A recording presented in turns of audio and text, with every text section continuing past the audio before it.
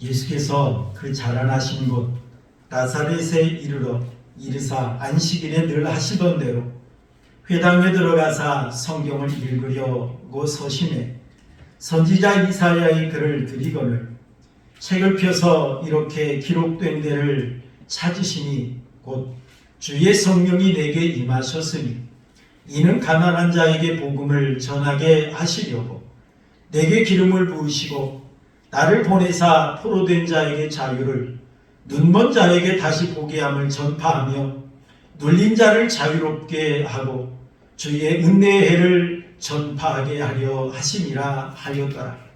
책을 덮어 그 맡은 자에게 주시고 앉으시니 회당에 있는 자들이 다 주목하여 보더라. 아멘. 1998년 미국에서 라이언 일병 구하기라고 하는 영화를 제작을 했습니다. 이 영화는 1944년 노르망디 상륙작전이 있었는데 이 노르망디 상륙작전을 주제로 했습니다. 그리고 실화를 바탕으로 해서 이 영화를 만들게 되었는데요. 이 영화의 줄거리는 라이언가에서 4명의 형제가 전쟁에 참전하게 되었습니다. 그런데 이미 세 형제는 전사하고 말았어요. 그리고 막내 라이언 일병은 지금 생존해 있지만 아주 위험한 지역에 놓여 있다는 것을 미국 정부에서 알게 되었습니다. 자, 그리고 미국 정부에서는 4명의 아들 가운데 이미 3명의 아들을 잃어버린 그 라이언 부인을 위해서 막내 라이언 일병 구하기를 위해서 특별 작전을 지시를 했습니다. 그리고 많은 희생을 치르는 가운데 라이언 일병을 구해내는 이야기, 이게 바로 라이언 일병 구하기의 줄거리입니다. 이 영화를 통해서 미국이 전 세계에 나타내고자 하는 메시지가 있었답니다. 그것이 뭐냐면 미국은 이렇게 자국민 한 사람이라도 소중하게 여긴다라고 하는 것을 전 세계에 나타냈던 거죠. 어떤 세상적인 계산으로 보면은 이건 맞지 않습니다. 한 명의 병사를 구하기 위해서, 그것도 장군도 아닌 일병을 구하기 위해서 얼마나 많은 물자를 투입했는지 몰라요. 그리고 한 사람을 구하기 위해서 많은 사람이 희생을 해야만 했습니다. 죽어야만 했습니다. 계산적으로는 맞지 않습니다. 차라리 한 명을 포기하는 게 낫지. 그 한 사람을 구하기 위해서 많은 물자를 투입을 했고 많은 사람이 희생된다는 것은 이건 어리석은 일을 할 수밖에 없어요. 그럼에도 불구하고 미국이라는 나라는 이렇게 자국민 하나를 소중하게 여긴다. 자국민 하나를 구하기 위해서는 어떤 희생도 치를 수 있다라고 하는 메시지를 전 세계에 나타낸 영화입니다. 여러분, 미국이란 나라도 자국민 하나를 이렇게 소중히 여깁니다. 미국이라는 나라도 자국민을 위해서라면 한 사람이 아낌없이 이렇게 투자를 한다는 것입니다. 그렇다면 여러분, 세상의 나라에서도 이러한데 하나님 나라에 계신 하나님은 어떠실까요? 하나님께서 택하신 영혼, 하나님께서 사랑하는 그 한 영혼을 구하기 위해서 우리 하나님은 어떻게 하셨습니까? 하나님께서는 하나밖에 없는 독생자를 아낌없이 우리 죄값으로 내어주심으로 그 하나님이 이 땅에 오신 날이 바로 성탄절인 줄로 믿습니다. 그래서 여러분, 우리가 크리스마스라고 하는 인사를 하지 않습니까? 이 크리스마스라고 하는 것은 그리스도를 경배하는 날이라 이 말입니다. 마스라는 말이 경배, 미사라는 그런 뜻이 담겨있는 그런 말입니다. 그리스도를 경배하라. 그리스도를 찬양하라. 그래서 여러분, 이 땅에 인간의 몸을 입고 우리를 구하러 오신 예수님을 찬양하는 날, 이게 바로 여러분 성탄절입니다. 오늘 본문의 말씀을 보면 예수님께서 고향인 나사렛에서 공생애를 시작하시면서 회당에서 말씀을 전하신 내용을 소개하는 것이 바로 오늘 본문의 줄거리입니다. 그런데 이 본문의 말씀을 통해서 예수님께서 주시고자 하시는 메시지가 있습니다. 그것이 뭐냐면 예수님이 이 땅에 오신 목적이 무엇인가 라고 하는 것을 나타내셨다라고 하는 겁니다. 예수님은 공생애를 시작하시면서 고향 나사렛에서 내가 이 땅에 왜 온 줄 아십니까? 내가 이 땅에서 하신 사역이 무엇인 줄 아십니까? 라고 하는 걸 먼저 드러냈다 이 말입니다. 여러분, 예수님이 이 땅에 왜 오셨을까요? 예수님은 우리를 죄에서 해방시키기 위해서 이 땅에 오신 분이라는 사실을 여러분 믿으시길 바랍니다. 예수님은 공생애를 시작하시면서 먼저 요단강에서 세례 요한에게 세례를 받으셨어요. 그리고 예수님께서는 성령에 이끌리셔서 광야에 가셔서 40일 동안 금식기도 하시면서 사탄에게 시험을 받으셨습니다. 그리고 그 시험을 이기셨죠. 승리하셨습니다. 그 후에 이제 공생애를 시작하시는데 어디를 먼저 가셨느냐? 갈릴리로 먼저 가셨어요. 이 갈릴리에 예수님의 고향인 나사렛이 있지요. 예수님께서는 어찌 보면 이 고향에서부터 이 공생애를 시작하신 분이라 이렇게 말할 수가 있습니다. 예수님께서 회당에 들어가셨는데 16절 한번 읽어볼까요? 16절 함께 보겠습니다. 시작. 예수께서 그 자라나신 곳 나사렛에 이르사 안식일에 늘 하시던 대로 회당에 들어가사 성경을 읽으려고 서심해라고 말씀을 했어요. 늘 하시던 대로라고 말을 했죠. 자, 이 말은 어려서부터 하시던 대로 그런 말이에요. 유대인들은 5살이 되면 회당에 가는 것이 허락이 되었다고 합니다. 그리고 13세 이상이 되어지면 회당에 출석을 해서 하나님 앞에 예배하는 것이 바로 율법에 정해져 있는, 다시 말하면 의무적으로 당연시 그렇게 하는 것이 그 유대인들의 풍습이었답니다. 아마 예수님께서 그러다 보니까 예수님께서도 어려서부터 늘 회당에 가셔서 하나님 앞에 예배하고 경배하신 분이 바로 예수님이셨습니다. 그런데 아마 그날은 예수님에게 설교를 부탁했던 것 같습니다. 그래서 예수님께서 이제 회당에 들어가서 성경을 읽으려고 서심해라고 말씀을 했어요.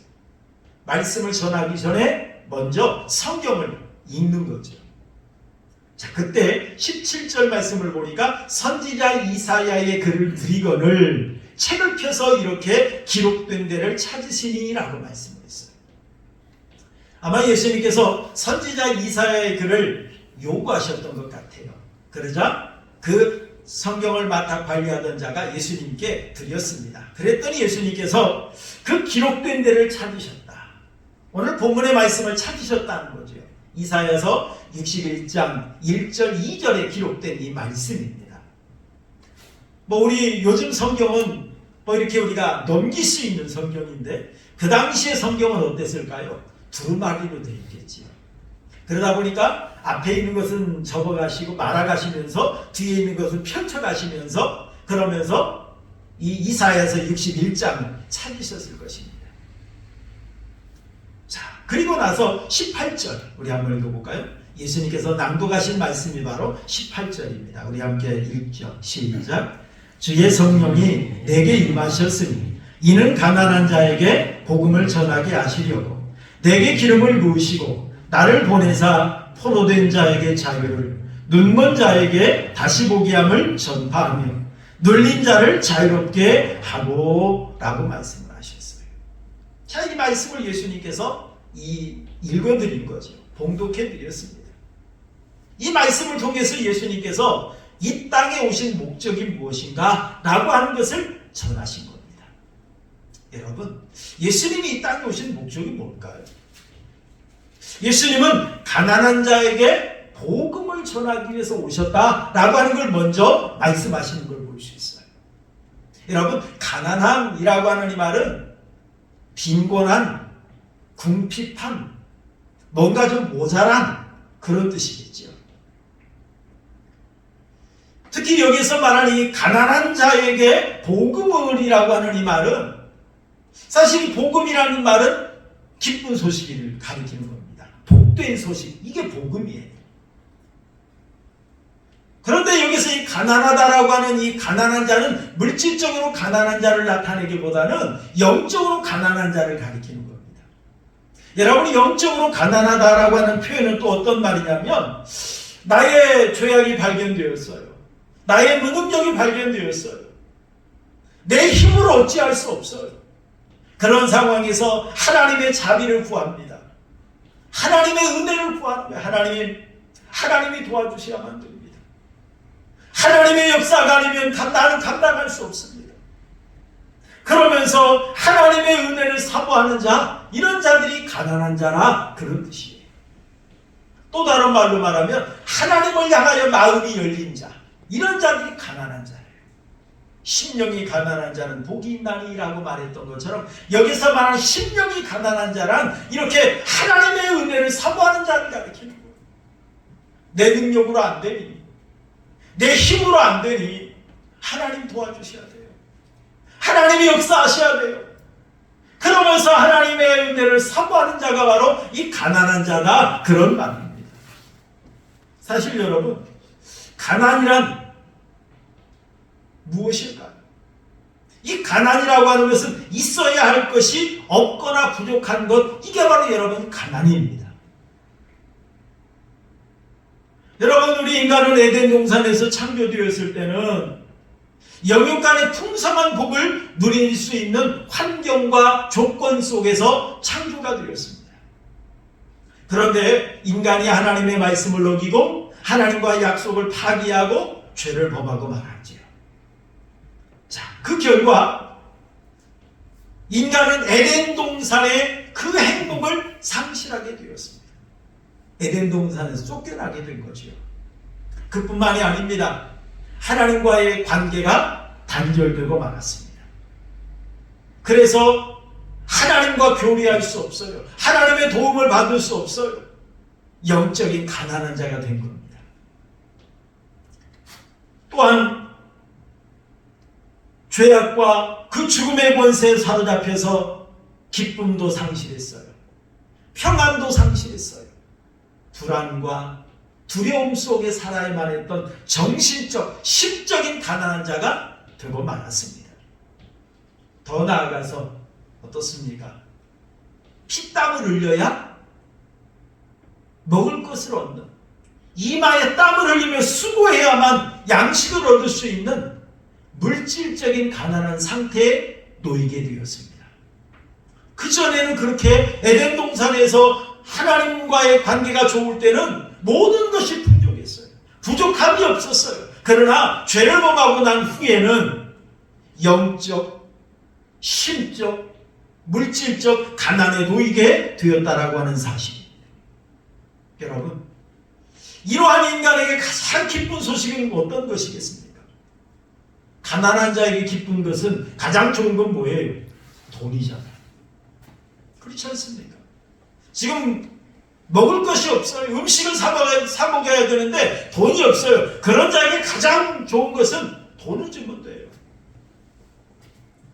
여러분, 그런 것처럼 정말 인간이 가장 지금 갈망하는 것이 뭐겠습니까? 하나님의 놀라운 은혜 가운데 살던 그 에덴 동산을 상실해버리고 잃어버린 상태에서 이 영적 가난한 속에 놓여있는 그런 인간에게 가장 필요한 것이 뭐겠습니까? 이 죄에서 구원해 주신다는 소식입니다.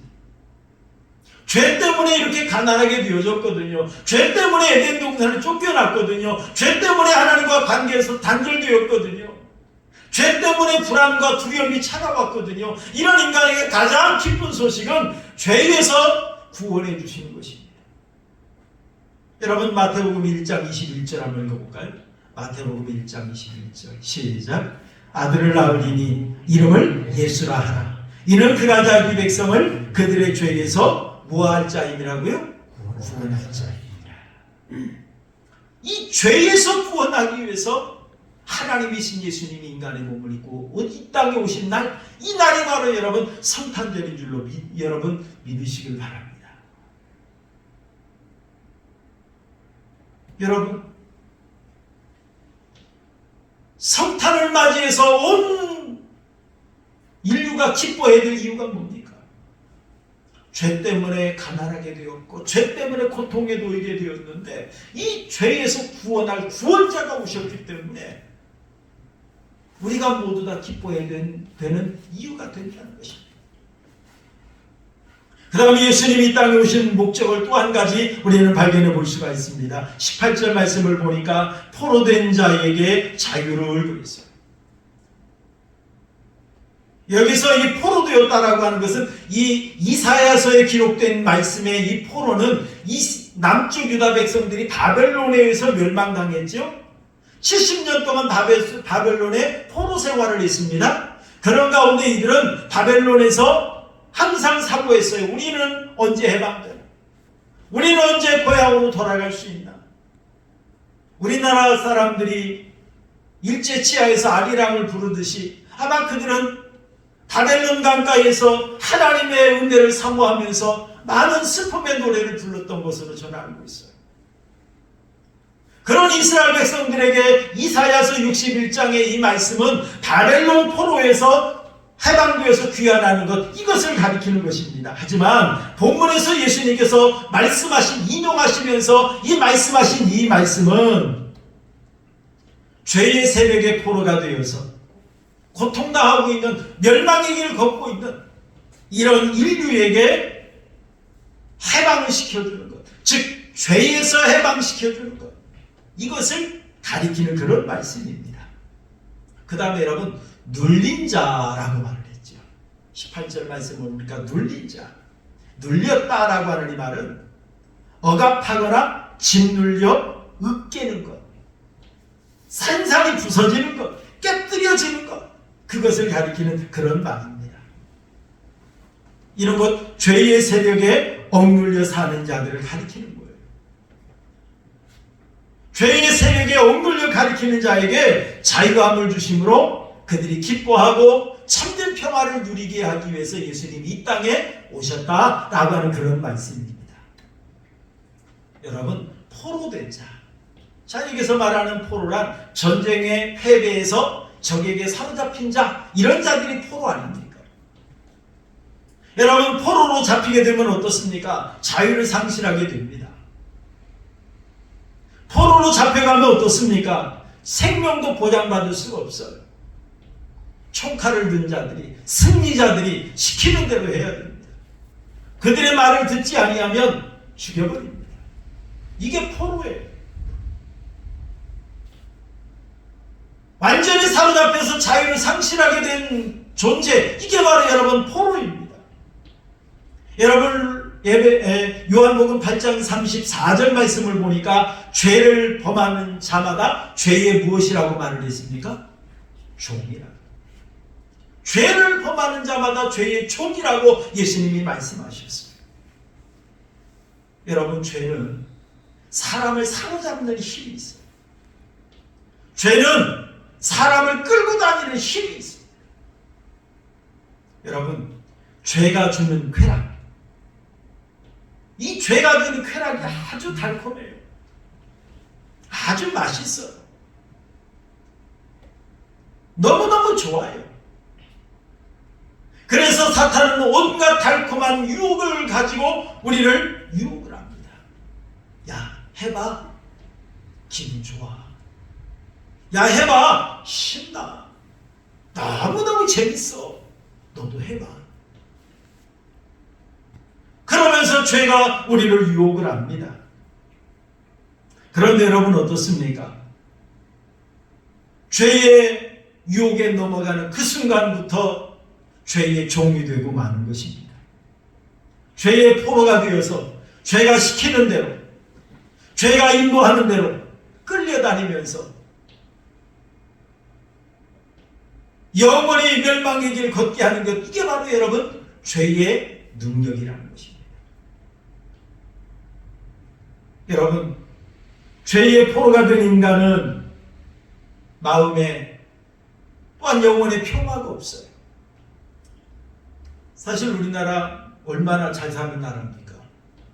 이렇게 잘 사는 나라의 사람들의 스트레스는 더해갑니다. 만족이 없죠. 만족이 없어요. 정말 우리가 많은 걸 누리고 있음에도 불구하고 그 누리고 있는 것을 감사할 줄 모르고 없는 것 조그만 것 하나 때문에 얼마나 우리가 불평합니까? 그 자그만 것, 아무것도 아닌 것 위해서 우리가 얼마나 스트레스를 받아가면서 우리가 헤매고 있습니까? 여러분이 이렇게 포로된 자, 억눌린 자, 특히 죄의 포로가 되어서 죄의 억눌림 속에 살아가고 있는 이런 인간에게 자유를 주시기 위해서 예수님이 오셨다는 말씀입니다. 그 다음에 예수님께서 18절 말씀을 보니까 눈먼 자를 다시 보게 하기 위해서 오셨다라고 말씀을 하셨어요. 여러분, 눈이 멀었다. 이런 것 시력을 상실했다 그런 말이에요. 이 시력은 어떤 시력을 말할까요? 영적인 시력을 말합니다. 하나님께서 우리 인간을 처음에 창조했을 때는 육적 시력뿐만 아니라 영적 시력도 아주 밝게 만드셨어요. 그런데 우리 인간이 이 죄를 범함으로 말미암아 이 영적 시력을 상실하고 말았어요. 우리가 이 육적 눈으로는 세상 것들을 바라봐요. 세상 삼라만상을 우리가 바라볼 수 있습니다. 영적인 눈으로는 하나님을 바라보고 하나님 나라를 바라볼 수 있는 것, 이게 바로 영적 눈인데 죄를 범함으로 말미암아 이 영적 눈을 상실하게 되었어요. 그래서 여러분, 우리 인간이 이 영적 눈을 상실함으로 말미암아 가장 소중한 것들을 바라봐야 되는데 그걸 바라보지 못하고 엉뚱한 것 바라보며 살아갑니다. 세상 것만 보이니까 세상 것이 전부인 줄 알아요. 세상에 보이는 것보다 보이지 않는 것, 소중한 것들이 얼마나 많은데 그런 영적인 눈을 상실하고 나니까 세상 것만 바라보고 삽니다. 영적 소경으로 살아가는 거지요. 이런 영적 소경에게 영적인 눈을 뜨게 하기 위해서 예수님이 이 땅에 오셨다라고 말씀하고 있는 걸 볼 수 있어요. 여러분, 오늘 본문의 19절 말씀을 한번 읽어볼까요? 19절 함께 보겠습니다. 시작. 주의 은혜를 전파하게 하려 하시니라 라고 말했어요. 여러분, 여기서 은혜란 무엇을 가리키느냐면 유대인들이 지키는 희년을 가리키는 거예요. 안식년이 7년마다 돌아오지 않습니까? 그런데 이 안식년이 이제 7번 돌아가면 77에 49해가 되죠. 그런데 그 다음에 50년째 되는 해를 희년이라 이렇게 이야기를 합니다. 예수님께서 이 땅에 오신 목적이 뭐냐? 은혜의 해를 선포하기 위해서 오셨다. 다시 말하면 희년을 선포하기 위해 오셨다. 그런 말입니다. 여러분, 그러면 희년이란 뭘까요? 희년. 여러분, 희년이라는 것은 자유를 선포하는 해, 이게 바로 희년이에요. 예를 들면 빚진 자들의 빚이 탕감되어서 채무에서 해방되는 해, 이게 바로 희년입니다. 희년째가 되면 어떤 빚을 졌다 할지라도 그 희년 50년째 되는 날 빚이 다 사라지는 거예요. 그리고 여러분, 노예들이 노예 생활하지 않습니까? 그런데 노예 생활하다가 이 50년째 되면 노예에서 해방되는 거예요. 다른 사람에게 나의 집이 팔렸어요. 나의 논이나 밭이 팔렸어요. 그런데 50년째 되는 날 모두 다 돌려받는 날이에요. 잃어버린 거 되찾는 날이에요. 이게 희년이에요. 우리 인간만 누리는 것이 아니라 토지나 짐승도 자유함을 누리는 해, 이게 바로 희년입니다. 그래서 희년에는 농사하지 않습니다. 땅도 쉬라는 거예요. 짐승들도 쉬라는 거예요. 이게 희년입니다. 그래서 여러분, 하나님께서 이스라엘 백성들에게 이 희년 제도를 만들어 주신 것은 영적인 귀한 메시지가 담겨 있습니다. 하나님께서 하나님의 놀라운 은혜로 말미암아 죄와 죽음으로부터, 사망으로부터 우리를 영원히 해방시키는 그런 분이다라고 하는 걸 나타내기 위해서 하나님은 이 신년 제도를 만들어 지키게 하셨던 걸 볼 수가 있습니다. 다시 말하면 사탄에게 빼앗겼던 그 영혼을 하나님 품으로 돌아오는 날, 이게 바로 여러분 신년의 의미라는 사실입니다. 이렇게 예수님께서는 하나님의 은혜 가운데 이 죄의 고통 가운데 있는 자들을 해방시키기 위해서, 구원하기 위해서 이 땅에 오신 날, 이게 바로 성탄절이다, 이렇게 말씀하십니다. 여러분, 일본에서 태어난 요코이 쇼이치라고 하는 사람이 있었습니다. 이 사람은 1919년 일본 아이치현에서 태어났고요. 태평양 전쟁이 일어났을 때 20살이 되어서 입대를 했습니다. 그래서 1941년에는 만주를 거쳐서 나중에 이제 1994년에는 괌에 나아가서 전쟁을 하게 되었는데요. 그때 이 괌의 제38년대, 그 당시에 5장, 오늘날에 말하면 계급이 하사입니다. 하사로 전투를 하게 되었어요. 7월이었는데 미국이 이제 괌으로 진격해 옵니다. 그러다 보니까 일본군이 미군과 싸우다가 참패를 당합니다. 그때 전사한 전사자가 2만 명이었다고 해요. 그리고 살아남은 자들은 미군의 포로가 되었는데, 이 요코이 쇼이치는 미군들에게 체포당하는 것이 두려워서 숲속으로 숨어들었다고 합니다. 그래서 총과 자기 가진 것을 가지고 땅굴을 팠어요. 지금 여러분 사진으로 보고 있는 저것이 바로 땅굴입니다. 이 땅굴을 파고 거기에서 숨어서 생활을 했습니다. 먹을 것이 없으니까 과일을 따서, 때로는 쥐를 잡아먹고 두더지를 잡아먹고 짐승을 잡아먹고 그리 생활했다는 거예요. 불을 피우면 미군들에게 들킬까 봐서 불도 피우지 않아 처음에는 생것으로 먹다 보니까 장염에도 걸리고 배탈도 나고 힘든 나날들을 보냈다는 거예요. 그런데 전쟁이 끝났다는 사실을 이 요코이 쇼이치는 알지 못했습니다. 28년 동안 이 괌 숲속에서 짐승처럼 살았던 거예요. 낮에는 숨어서 땅굴 속에 숨어 있다가 밤이 되면 나타나서 먹을 것을 찾고, 그러면서 28년의 삶을 살았습니다. 그러다가 1972년 1월 24일 해변가에 먹을 것을 구하기 위해서 나왔는데 그 모습을 어부가 발견을 한 거예요. 사람인 것 같고 한편으로는 짐승 같고. 지금 여러분 이 모습인데 뭐 멀리서 보면 사람 같을까요? 짐승 같을까요? 구분하기 힘들지요. 그래서 어부가 신고를 해서 발견이 되어지고 나중에는 일본으로 귀환하게 되었습니다. 그리고 1997년 9월 22일에 사망을 한 사람이 바로 이 요코이 쇼이치라고 하는 사람입니다. 여러분, 이 요코이 쇼이치는 전쟁이 끝나고 해방이 되었음에도 불구하고 해방 소식을 듣지를 못했어요. 깊은 산속에서 안타깝게 짐승처럼 인생을 허비하며 살고 말았던 것입니다. 여러분, 전쟁이 끝난 줄도 모르고 숲속에서 짐승처럼 살아간 일본 군처럼 예수님께서 이 땅에 오셔서 우리에게 베풀어 주신 은혜가 있는데 이 은혜를 모르고 살아가는 그런 삶을 살고 있지는 않습니까?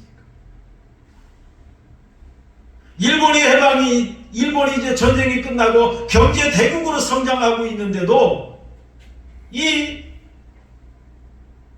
요코이 쇼이치는 어떻습니까? 그 경제 대국을 혜택을 누리지 못하고 살아갔던 것처럼 이 땅에 주님이 오셔서 우리에게 베풀어 주신 은혜가 많이 있는데 그 은혜를 누리지 못하고 살아가는 그런 어리석음을 우리가 범하고 있지는 않습니까? 여러분, 신앙인은 죄와 사망에서 해방된 사람들입니다. 이 놀라운 은혜를 누리면서 살아가는 것, 이것이 바로 여러분 신앙생활입니다. 하나님의 구원의 은혜를 생각하며 하나님이 나를 얼마나 사랑하시는 이 사랑을 우리가 누리면서 사는 것, 이게 바로 신앙생활이에요. 이 은혜에 감사하고 예배하는 것, 이게 바로 예배생활입니다. 말씀을 한 절만 더 읽겠습니다. 로마서 8장 1절 2절 우리 함께 보겠습니다. 로마서 8장 1절 2절 시작. 그러므로 이제 그리스도 예수 안에 있는 자에게는 결코 정죄함이 없나니 이는 그리스도 예수 안에 있는 생명의 성령의 법이 죄와 사망의 법에서 너를 해방하였습니다 라고 말씀했어요. 예수 안에 있는 자에게는 결코 정죄함이 없다. 왜요? 예수님이 우리의 죄를 대신 지시고 죄값을 지불해 주셨어요. 우리의 죄를 용서해 주셨어요. 죄의 그 권세에서, 죄의 노예에서 우리를 해방시켜 주셨어요. 이걸 누리며 사는 것, 이게 바로 여러분 신앙생활이에요. 그래서 그리스도 예수 안에 있는 생명의 성령의 법이 죄와 사망의 법에서 너를 해방하였습니다. 그리고 이 해방의 기쁨을 누리며 살도록 하나님께서 우리에게 은혜를 베풀어 주셨습니다. 사랑하는 성도 여러분, 우리가 육체적인 질병에서 해방되는 것, 이것도 너무너무 기쁩니다. 여러분, 육신의 노예에서 해방되는 것 얼마나 행복한 일입니까? 그런데 여러분, 육신의 질병, 여러분 우리가 길어야 몇십 년 아닙니까? 질병의 고통. 여러분 육신의 노예로 사는 것, 태어나면서부터 죽을 때까지 노예로 산다 할지라도 길어야 100년입니다. 하지만 여러분 영적 노예는 어떻습니까? 영원합니다. 죽어서도 죽지 못하고 영원히 지옥 형벌을 받는 것, 이게 바로 영적 노예의 모습입니다. 그런데 예수님께서 이런 영적 노예에서 우리를 해방시키기 위해서 이 땅에 오신 날이 바로 성탄절인 줄로 믿으시길 바랍니다. 예수님께서 누구보다도 나를 사랑하십니다. 예수님께서 나의 죄를 용서해 주시고 나를 죄의 권세에서 해방시키기 위해서 예수님이 나를 찾아오신 날이 바로 성탄절인 줄 여러분 믿으시길 바랍니다.